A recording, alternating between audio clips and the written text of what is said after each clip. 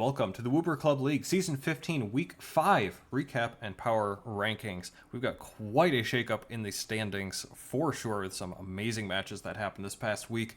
I'm your host, IllLogic. I'm coach of the Buffalo Bouffalant, and I'm rejoined finally by SteveChuck, coach of the Waterdeep Wobbuffets, fresh back from a trip to NAIC. How was it, Steve? Hey everybody, fantastic trip. Was a great weekend. Some really fantastic finals games in the Masters division, both trading card and video game. If anyone has not seen them, check out the Pokemon channel's YouTube. Shout out Pokemon. Shout out to Um, Pokemon. Maybe we can even see your handsome face in some of the interviews there in the background. Oops, hello. We were looking for that handsome face there. But speaking of handsome faces, we got some swapping in and out of some great Pokemon here that we need to talk about. That's going to start off with the Summit County Psyducks exchanging Terra Captains here. One very good one for another one. Roaring Moon out, Volcarona in. Steve, it's a tradition in our league that Volcarona is sacked, but maybe this will help out a little bit. Maybe a little bit. I certainly like this change. Roaring Moon is a great Terra Captain, but I think Volcarona can use it just a little bit better, just based on its natural typing. Roaring Moon is better without it. Volcarona certainly will get elevated with this, hopefully. Maybe it'll still just do nothing, but I like the call. Fair enough. Again, very good options here. Maybe it's something to help spark the Psyducks back up to in their winning ways. Next up, we've talked about this already before the Calgary Corviknight, swapping out the Dragapult Terra Captain to get Glamora and Barrascuda here. Looks like they are going back and forth, potentially depending on week to week here, Steve. That's kind of interesting. Yeah, I have talked to them, and they are certainly looking ahead. We gave them praise on the Dragapult swap before. This is, a matchup-specific thing. No spoilers for future weeks, but don't expect Dragapult to not be the Terra Captain for long. This was, they have free agency transactions to use and felt that there were better Terra Captains for a specific matchup, so traded for them. Absolutely, nothing wrong with that. Try to get the advantage here, especially whenever we've opened terrace and you don't need to specifically pick, I wanted this Terra on this one. Hey, if you can still keep it open, you could potentially guess what the Terra is going to be, but hey, for a matchup, why not be able to swap back and forth? Speaking of swapping back and forth, oh boy, it's time for my Buffalo Bouffalant to make some trades here. We've got these three in front of you. Weezing Galar out for Rotomo, Mismagius out for Typhlosion Hisui, and Cloth out for Appleton, with also here another Terra Captain change. With Rotomo coming in, it assumes Terra Captaincy from the Bisharp. Stu, I know you have tons of thoughts about them, but I guess I'll start by saying I thought my team ended up being, it looked technically sound on paper, looks like it kind of covers just about everything, great speed tier gaps, good mix of offense, defense, physical, special, but it felt a little inflexible for my likings, felt really difficult to bring some of these mons sometimes, so pretty happy to get a few different options in here. Different choice Scarfers felt a little bit locked into something like Gladios, maybe Rotom and Typhlosion would be different options there. Typhlosion Fire Offense seems to be really nice with the teams, getting a special offensive mon with Cinderace on the physical side, and I love Rotom Formies. This is the last one I've got to use in the Wooper Club League, so that's coming, and hey, very excited for Appleton here as well. It's a little bit of an overhaul for a 2-2 team here, but generally it's the lower tier ones, and a couple of the Terra Captaincies here. What are your thoughts, Steve? I mean, yeah, when I saw this trade, it was like, yeah, those are certainly moves. I don't have any strong opinions on them. Swapping around, the mid tiers, getting some different look from the Terra captains. Rotom with Levitate will probably make a great Terra captain there. But especially in those mid tiers, it's very much kind of up to the coach's discretion. And if you feel this is going to work better for you, give you more options in the team builder, more power to you. Absolutely, we're going to see some more of those along with some high tier options as well as, oh boy, you thought I went in. How about the Route 1 Burbs? Not quite a Boulderers, but they are trading out 5 pieces from their team for 5 new ones. Headlined, of course, by Raging Bolt out for Ogerpon, Hearthflame in. Shout out to the Incineroar who dropped that for Gouging Fire, which seemed to have worked out for them pretty well. And then also Moltres Galar out for Hydreigon. We also see some of those mid tiers. The Amoonguss is out, the Delphox is out for Mesprit and the Muck, and Jumpluff out for the Hisuian Avalugg as a corresponding move, of course, to the Crocolore, which has put in a lot of work for the Burbs, getting the Terra Captaincy from Jumpluff as well. Steve, a lot of different moves here, but it is a genuinely pretty different look. I know we talked before, and we like some of the mons that are going out, but I think this overall works for the team, and we also like the mons coming in. Yeah, especially at those top tiers where I'm going to tend to focus. The Ogerpon and Hydreigon, great picks. Does very much suck to see Raging Bolt especially go, but Ogerpon brings so much needed physical offense to the team, as well as just a fantastic mon there. definitely like High Dragon. The mid tiers certainly usable, and if they're again liking them better than what they previously had, or they felt they still wanted a psychic type, but they didn't want to keep Delphux because of the Ogre Pond coming in, switching out for Mesprit, something like that. It all seems reasonable enough, giving them some different options in the low tiers and the new look for the high tiers, which certainly can work out better for them. Yeah, so they still may not be done here with one more move left. I wonder if we will see Ogrepon get that Terra Captain status, or maybe something else. They may still have something up their sleeve before the trade deadline coming up very soon. But with that said, that was quite a few moves, but we do have to get on with the program here, and that's going to be kicking off the second half of the season here with what might be an upset, depending on how you think was actually favored. The slide of the Summit County Psyducks is very real. They fall back to the same record as the Close Combat Club, who may finally be getting into a manageable part of their schedule here. Turn 1, Meowstick obviously sets up Reflect on Roaring Moon, knocking off the Lagging Tail. I see you, but not for long as it goes down right after. Annihilate a free U-turn, but Weezing gets its chip with Helmet. Hoopa Trick goes into Roaring Moon as they trade choice items, specs for Band. Brute Bonnet not the right play either, taking over half from U-turn, Braviary doing the rest with another U-turn. Torn Bleakwind doing half to Weezing, then Torkoal into Tank 1 and a knockoff, but the Lava Plume burned back, and Hoopa also gets a Lava Plume burned and gets a Broxit barely gets to survive the Shadow Ball, and then Braviary coming in to immune that locked in. Where's the dominant win coming from, man? Braviary does U-turn out of Iron Treads into Volcarona, Terra Ground Volcarona, but stop me if you've heard this one before. Iron Treads outspeeds, Volcarona goes down in one hit. Volcarona exists in our league to be sacked. Shout out to me, Season 9 championship with Volcarona. Roaring Moon does get the knockoff, removing the choice band while taking well over half itself, but then Torkoal is to get sacked to get the Roaring Moon back in with the Photosynthesis boost. But John reads that too and goes into Torn on the choice lock move, meaning he could take down Weezing too with Bleakwind, and now it's just EQ City swapping on Magneton for free. Rapid Spin to boost, Supercell Slam getting the big KO on Braviary, KO Magneton with EQ, then another for Roaring Moon. That's a huge win for the Close Combat Club, using Treads to great success. Maybe you didn't think that was spicy enough. What if we had another 1-3 team defeating a 2-2 team? The Boulder Boulders getting their first real win of the season, a convincing 3-0 over the roller coaster Akron Agrons. How about this for a start? Sandy Shocks with the Life Orb does 3/4 to Thunderous Therian, proccing a weakness policy and agility up. Oh boy, that means Terrifying Terrorblast gets an immediate KO against a big threat to the Boulders. Interesting turn here. Triagonal Terra's Fairy, Thunderous content to Volt Switch out, doing 60% going into Heatran as Cryo just hazes. Recover up, then the crazy Rock Tomb from Tran into a Magma Storm on her Chaladon. Misdrevious the play into Body Press, then hitting a T-Wave into Pelipper. Eviolite knocked off a Misdrevious into a Trick Room, out into Arachnoid who gets Mirror Code off into Hurricane, but then even Roost won't keep Pelipper healthy. Endeavor is the play here too, back into Misdrevious on Pelipper, and Sazbo has had enough. The Destiny Bond to Surf KOs both. The Archaladon with a free Draco Meteor. Arachnid survives on one, brings the building low. That lets Thundy come in, but a good play from the Agrons. Archaladon stays in on the Volt Switch and lives easily. Missing Draco, though, on Quackval, who just KOs it. Latias not doing anything to AV, Heatran, Magma Storm, chunking alongside Power Gem and the Life Orb chip, but a missed Rock Tomb looks big, recovering back up on the swap out into Meow. Knockoff and Flower Trick do KO the Cragnole, but that's lets an Iron Bundle. What's the answer to Bundle? Well, just a flip turn out there. Latias tanks the Flower Trick, bold. Back into Bundle on Knockoff. There goes the Choice Scarf. Hydro Pump does KO Heatran. Back into Quackval. That looks like a great read. Knockoff KOs the Latias switch, but Freeze Dry then afterwards. Proccing weakness policy on Quackval as it KOs Bundle. Looks like it was a clean win either way for the Boulders. Enough nonsense. Let's get back to something more predictable. It's Steve's Wobbuffets who keep claiming differential with another big win in this one over the Kanto Kinglers. Starts off with Frogadier getting chip on Rotom, who swaps into Ursaluna to get the Guts boost. Electros Lunge to get the attack drop, which lets it survive Facade with just a little health left. Barely enough as it rams a Grass Knot into Rillaboom's helmet. Yeesh lives on one. Decidueye tanks SD up on Corviknight. Terra Fighting, triple arrows. One of those effects gotta work. Yeah, it's gonna be the crit. That'll do it. Into Chenpao on the Hoopa Psychic. That means Crunch gets a KO. This one's going under Rotom. Back into Hoopa, T-Bolt tickling Necrozma, double into Frogadier to get good chip on Rillaboom, and Decidueye tanking the knockoff and U-turn. Triple arrows able to KO Hoopa as well. Iron Boulder in. Mighty Cleave. Oh no, no way to hit the fighting type. Trailblaze doesn't KO, but neither does the second Mighty Cleave, so Decidueye with another KO. Out into Iron Moth on the fake out and Grassy Glide, KO Rillaboom, and Ursaluna going down Energy Ball. Steve using those lower tiers pretty well, dancing in and out of the 6-0.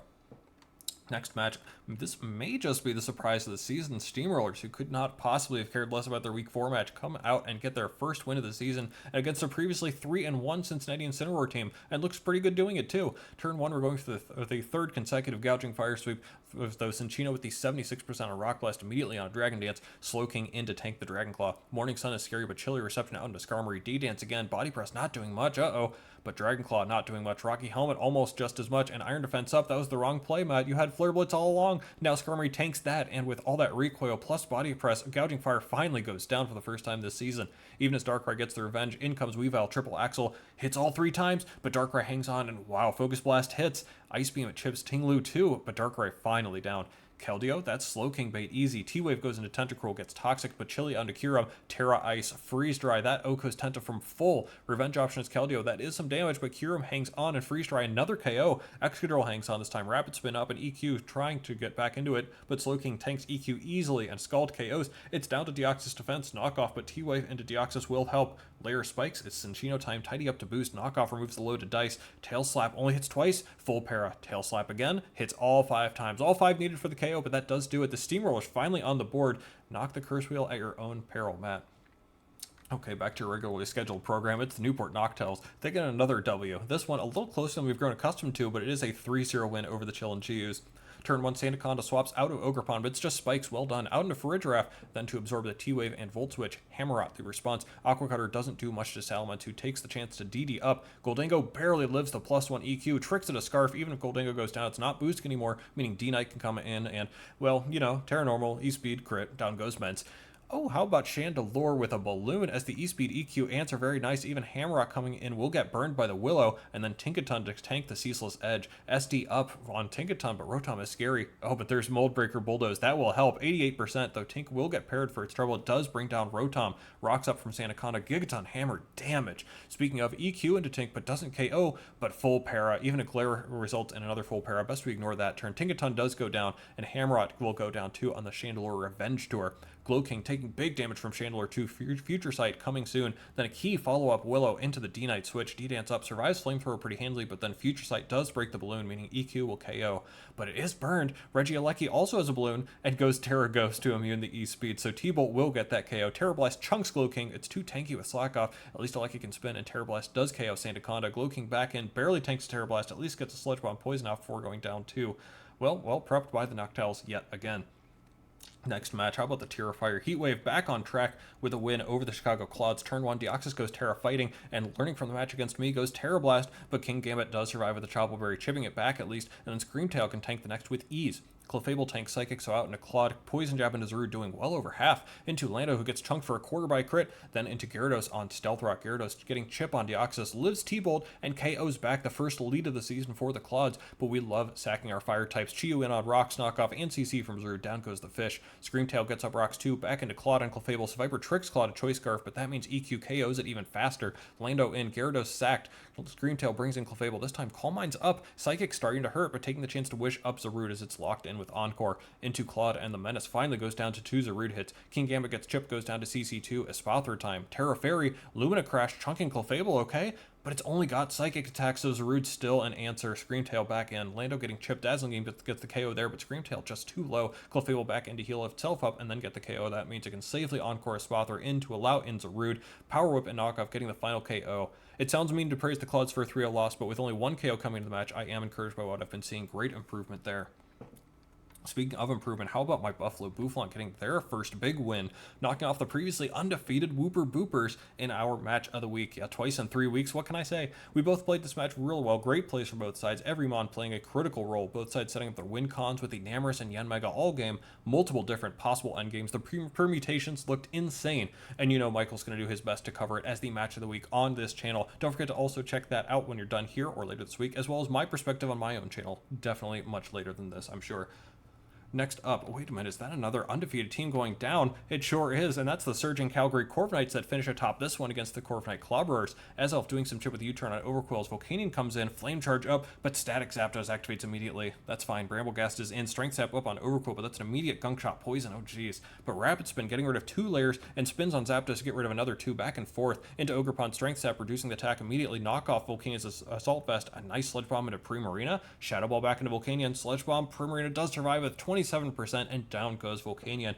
And we're back to Bramblegast versus Overquill. Colberberry procced, but Bramblegast not making much progress. Just keeps healing up and reducing attack with Strength Zap. Morgrem finding a chance to get in. Ooh, it's chunked by Gunk Shot on the switch, but both screens do go up for Glamora, who gets off a Rock Polish on the Zapdos switch, or rather Zapdos roosting up. Power Gem will get the KO from full. Earth Power goes into Metagross, doesn't quite KO. Psychic Fang's back, but it went Terra Grass, and that means it survives. Earth Power finishing the KO. Another Earth Power to Overquill, who barely lives too, and finally down goes Glamora. But now Dragapult gets the easy revenge, and T-Spikes go up.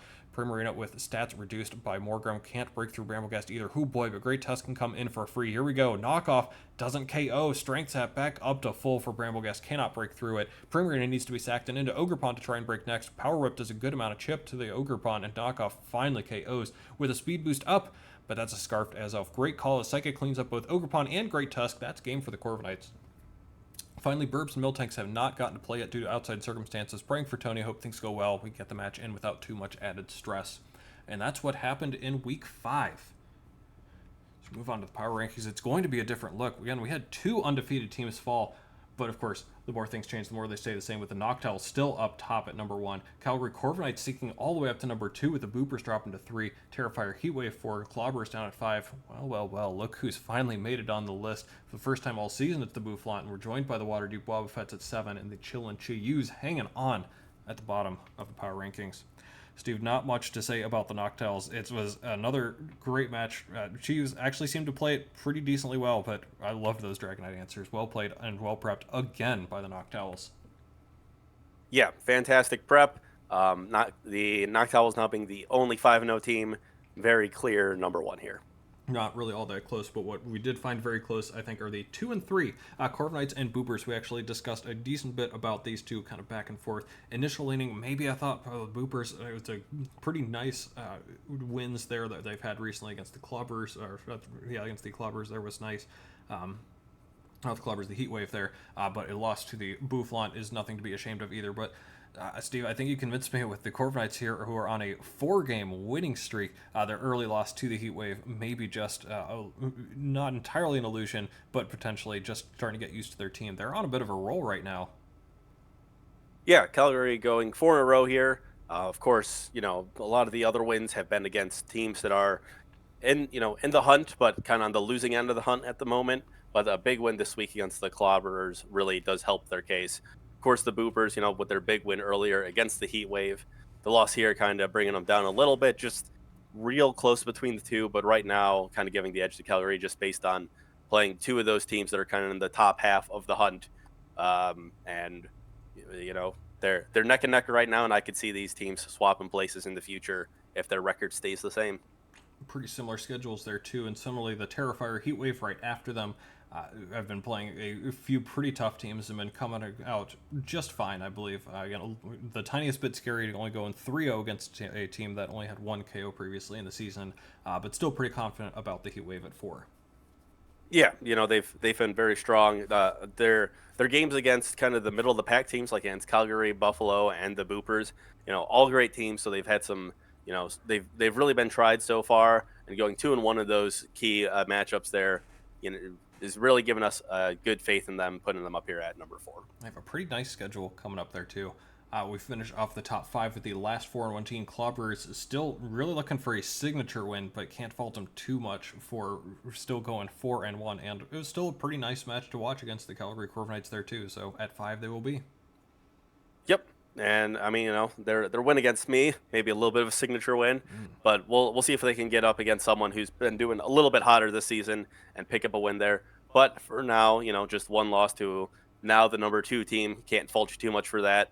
And we'll see, what they're able to do moving forward. I hope you'll forgive me for overlooking you. You do make the list here this time at 7 with my Bouffalant at 6. We do have the Bouffalant slightly ahead of the Wobbuffets, but I will point out again, Wobbuffets the last, just like we talked about with Corviknights, last 3 in a row. So bring them up to 3-2 there, with their 2 losses being a very close game against the number 1 Noctows, definitely the closest game they've had, and just unfortunate sweep to the hands of the Clobbers. So you're still doing well, but Bouffalant, man, it's been just a couple of close losses and finally a pretty big win there over the Boopers. We feel pretty good about us finally getting back on the list here. Yeah, both of us are in similar positions, going even against teams that are kind of in this mix area of having wins and losses.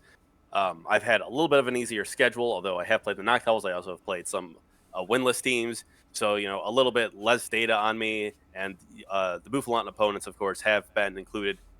Some very good teams. The Boopers up on this list, the Heatwave on this list, and some teams that are just off the list. So just kind of based on the larger sample size, the Bouffalant certainly got the edge here. Certainly it'll get easier for me in the future, right? Oops, maybe not. And among the rest of the teams here, we do keep the Chill and Chi-Yus here at 8. A lot of your data, Steve, suggests the Chi-Yus are actually still in a pretty nice spot here overall. I am concerned about the rest of the team post Dragonite there, but man, even though Jimmy prepped so hard for Dragonite, still claimed 2 KOs there. There may still be enough to hope that the Chi-Yus will hold on to that strong start. But I'm going to need to start seeing things like Goldango putting in some work here. Yeah. Yeah, my initial result look at this result suggested something like 6 for the Chi-Yus. But just because, we're kind of losing faith a little bit. The Dragon Knight is still fantastic, still doing great.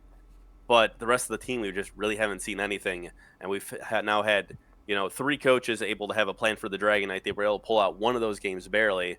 But now 2 of these games they've lost handily after Dragon Knight was sufficiently stopped. So really would like to see someone other than Dragon Knight do something useful, or maybe just mix up the Dragon Knight set. I, as someone who will play the Chi-Yus later this season, really don't want them to, because I feel I could prepare better knowing what it is. But there are tons of different sets they can run with it, and just even changing up the item a little bit or the moves it's running certainly could give it a lot of help. Absolutely. And speaking of those teams that have been relying on one mon, Incineroar just barely off the list there, as well as the Route 1 Burbs. There are other 3-2 teams, but we'll get to them right about now here. We look at the standings. Again, Noctowls, the only undefeated team remaining at 5-0 plus 20. Good luck to anybody trying to stop them. Maybe all season and all playoffs. Yikes, that is tough. Got all of our 4-1 teams here, all pretty much clumped together. Clobbers, Corviknight, Heatwave, and Boopers, and our 3-2 teams. Wobbuffets again racking up that differential. Incineroar, Bouffalant, and Chi-Yus with potentially the Route 1 Burbs there, pending the result of their match. Anything standing out here to you in particular, Steve? All of these teams have a fantastic differential through the first 5 weeks.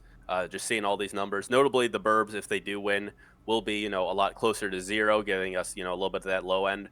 But we're seeing a lot of high numbers here, and especially the 4-1 teams clumping at 4-1 plus 12 plus 11 plus 11. It is going to be close, and these differential points will matter come the last week for likely who has to and who doesn't have to do a play-in game. Yeah, definitely curious here.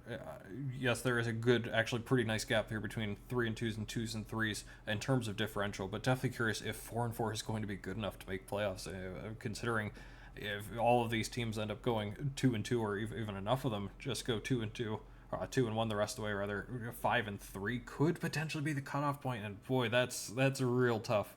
That is very tough to try and get to here. But with more coaches, that is actually a little bit more likely than you might think.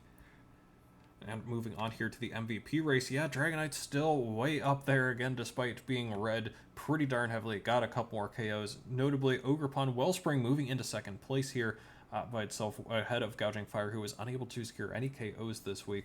A couple other interesting things to look at here, Steve. Notably, Iron Treads also joining the list here. Shout out to the Close Combat Club with his 5 KOs from Treads. Anything else that you want to look at on the MVP race? Do note the Incineroar Cadmeasles with the Gouging Fire and Darkrai only with 3 uses each, both on the list. Both of them really doing fantastic for the team the 3 times they came. Well, I guess, Gouging Fire the 2 times that it mattered. And yeah, I'll shout out the Ogerpon again. It's been, a consistent performer, definitely the MVP for the Clobberers team. It's just hasn't been as flashy as, the Dragonite or the Gouging Fire the week stats went off. So, it hasn't been as highlighted, but I do want to keep mentioning it. It's been very solid for them. Maybe I'm just saying it because it swept me, but it's working out for them, and they're moving forward with it. As support, to clean up after the rest of the team, but not basing their entire team around it. And a shout out to the Reggie Lucky, the only one on here without being KO'd yet this season. Come all 5 times, 9-0. Sheesh. Probably made a mistake there somewhere, didn't we? But that'll be talk for next season. Instead, we get to talk about next week. And oh my goodness, Steve, week 6. You warned us. Weeks 1, 3, 6, and 8 would be jam-packed with great games. A lot of these we didn't expect to be as good as they are. Have your pick here, honestly. There are so many good ones. Where do you want to go with this? Let's start with the Clobbers and Wooper Boopers. 2 4-1 teams, both of them coming off of losses this past week, trying to recover. That is certainly going to be a fantastic match. Another match I'll shout out is the Incineroar and the Club. The curse finally caught up to the Incineroar. They're, now slipping a little bit, and the Club with a win is surging after a very tough schedule. Will be interesting to see if the Club can keep it up and push past the Incineroar, or if the Incineroar will stop their descent and stabilize. There are still so many matches to highlight. The Burbs and Corviknight, I think we're very interested in seeing the result of that one. Psyducks and Boulder seem like 2 ships passing in the night there, right? Psyducks on their way down, Boulder's finally breaking through for win, but they've looked good for a couple weeks now. I think I have to go back up to the top. You already know who it is. Bouffalant and Wobbuffets facing off, as we are both looking kind of hot right now. But one of us has to fall to 3-3. That almost seems unheard of to start off at the beginning of the season here. And again, considering how tough it is to make the playoffs with 18 teams and 5-3 potentially being cut off, boy, could you imagine one of us needing to go 2-0 just to make playoffs? Oh my goodness, hasn't been this bad for us since season 8. But you've made every single playoff, so I don't think there's too much worry for you, unless there needs to be. Anyways, that will do it for week 5 recap and such. But with one last look ahead to week 6 in the form of the power rankings curse wheel. Yeah, you remember last time whenever we chose the Incineroar. Well, it took 2 weeks in a row, Steve, but it did catch up with the Incineroar. Maybe this thing isn't broken after all. Maybe, maybe not. 2 weeks in, it just doubled up, and they had a pretty bad loss here. So let's see what it does this time. Yeah, unfortunately, we have included ourselves on the list here too, so let's hope that doesn't come back to bite us in the butt. Or maybe it was all by plan. Ooh, just barely skipping past the 7, and that's going to be number 8. Unfortunately, Steve, that is the chillin' Chi-Yus. They couldn't be losing again already, could they? Oh, it is a tough one. They're going up against the Kinglers here. The Kinglers, have been using some copy-paste teams, but maybe their team has a good Dragonite matchup, and the Chiefs aren't adjusting yet. We'll find out. There are some things to potentially take advantage of. We'll see if the Kinglers are interested in doing that or not. Still looking for their first win. That's going to do it from us here for Week 5 Power Rankings and Recap. Don't forget to check out the feature match both on this channel and don't forget to check out my perspective too. And we'll see you back here for Week 6.